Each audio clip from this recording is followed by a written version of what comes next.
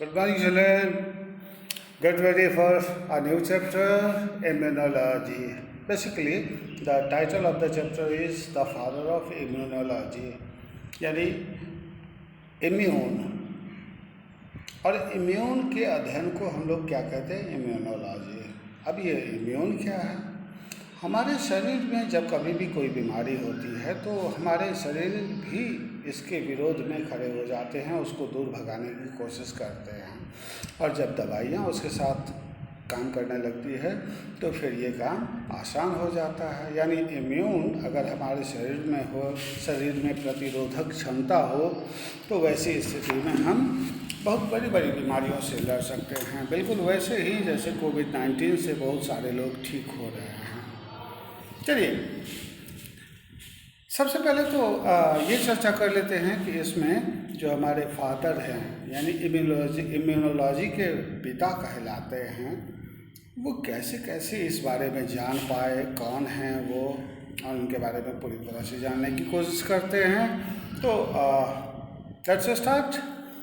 Small pox से शुरू कर रहा हूँ। मैं आपको लगभग 1 सदी पहले की बात बता रहा हूँ। Small pox is a very contagious disease. Contagious का मतलब होता है बड़ी तेज़ी से फैलने वाला, लेकिन संपर्क में आने के बाद, यानी अगर हम एक दूसरे के शरीर को किसी प्रकार से टच कर लेते हैं तो वैसी स्थिति में ये स्मॉल पॉक्स बहुत तेज़ी से फैलता था। वंस इट ब्रेक्स आउट, एक बार जब ये फैल जाता था, इट स्प्रेड्स वेरी रैपिडली, तो ये बड़ी तेज़ी से फैलता था। People suffering from smallpox are advise to keep away from others. और जैसा अभी हम लोग देख रहे हैं कोविड-19 में भी संपर्क से होता है, तो इससे बचने के लिए क्या किया जा रहा है? सोशल डिस्टेंसिंग, यानी दूरी पे, एक निश्चित दूरी पे बना के रखना, अपने भीतर अंतर रखना, थोड़ी दूर पर खड़ा होना। चलिए आगे हम लोग बढ़ते हैं और फिर ये देखते हैं कि मोर देन 100 ईयर्स एगो, मैंने पहले ही कहा कि लगभग 100 वर्ष पहले स्मॉल पॉक्स भी एक एपिडेमिक था इंग्लैंड में। इंग्लैंड में उस समय एपिडेमिक यानी वो महामारी जो अभी एक दूसरे रूप में है, कोविड-19 के रूप में है, वायरस के रूप में है, बिल्कुल ये भी उस समय भी एपिडेमिक की तरह फैल गया था, यानी महामारी थी। But now it is almost eradicated from there. Eradicate मतलब समाप्त कर देना, समाप्त कर दिया गया वहाँ से। In the year 1851, a law was passed in England.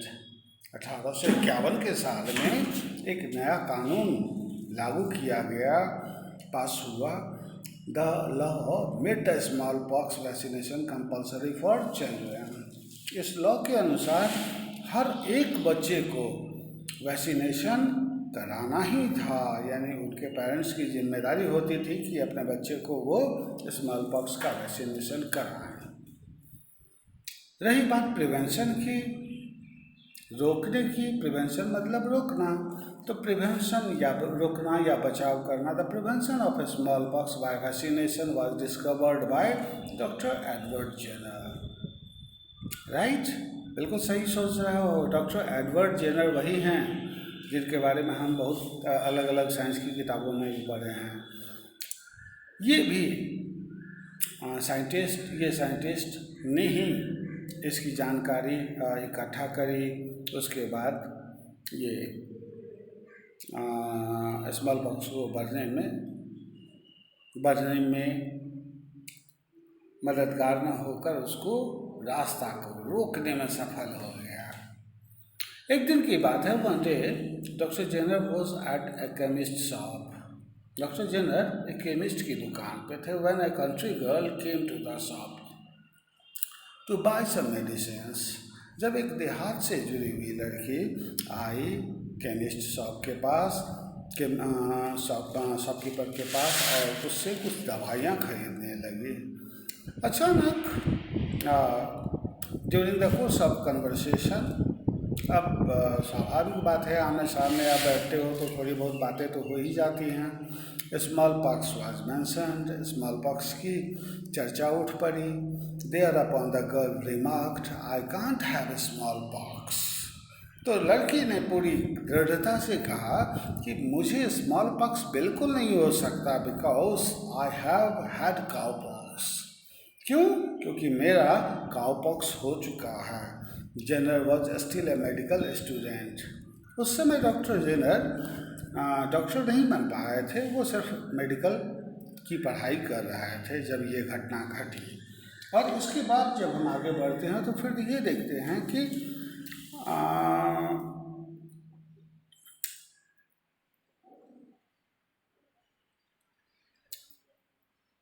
Jenner when he heard the girl's remark, जब वो लड़की से बात कर रहे थे और लड़की ने इस जानकारी को शेयर किया, he wondered whether there was any truth to her statement.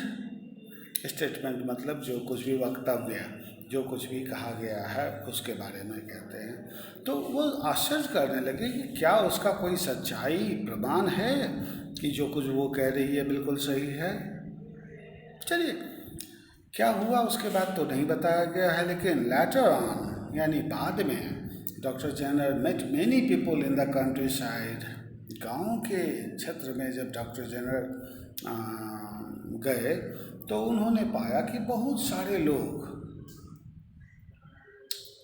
Cowpox से प्रभावित हो चुके थे पहले।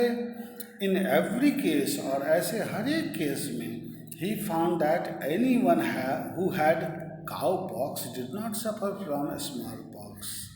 और फिर उनको ये पूरी दृढ़ता से पता चलता गया कि ऐसा व्यक्ति जिसको पहले काउपॉक्स हो चुका हो उसको स्मॉल पॉक्स हो ही नहीं सकता। आज यहीं तक, लेकिन मैं इस को अंत करने के पहले आपको काउपॉक्स और स्मॉल पॉक्स में अंतर बता दूं। अब क्योंकि ये लगभग दुर्लभ है, लगभग नहीं के बराबर है, क्योंकि हम सब वैक्सीनेटेड होते हैं, वैक्सीनेशन हमारा हो चुका होता है, इसलिए ये बीमारी नहीं होती हमें और दिखने में भी नहीं आता। लेकिन पहले 100 साल पहले ये चीज़ होता था। बड़े बड़े फफोले पूरे शरीर पे फैल जाना, यहाँ तक कि शरीर के भीतरी हिस्सों में भी फैल जाना काउपॉक्स कहलाता था। जब वो बड़ा होता था, बहुत बड़ा बड़ा पानी के बड़े बुलबुलों की तरह, और छोटा जो होता था वो स्मॉल पॉक्स कहलाता था। तो ऐसे में काउपॉक्स और स्मॉल पॉक्स दो अलग अलग चीज़ें, दो अलग तरह के बीमारी। अब इसके बारे में हम लोग आगे ज़रूर पूरा करेंगे, लेकिन उससे पहले मैं आपको कुछ और वर्ड्स के बारे में, वैक्सीनेशन यानी टीकाकरण, टीकाकरण कराते हैं ना हम छोटे छोटे बच्चों का।